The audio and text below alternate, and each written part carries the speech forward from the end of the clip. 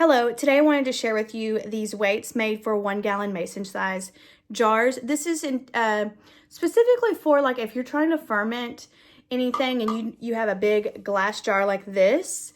This is intended to keep any of the food that you are fermenting below the surface of the liquid.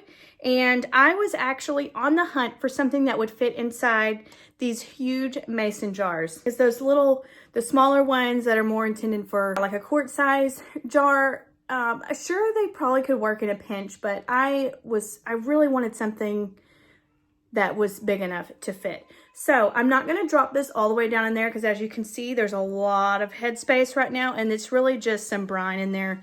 But I am gonna show you it fitting so you can just kind of see what it actually looks like size-wise fitting inside one of these giant mason jars. So here it is, and here's the opening. And it does. It fits right in there. There's a little wiggle room, just enough wiggle room, but not too much. So there you have it. Oh, one last thing before I go. I don't know if I mentioned, this is actually a 2-pack, so you will be getting 2 of these in this package.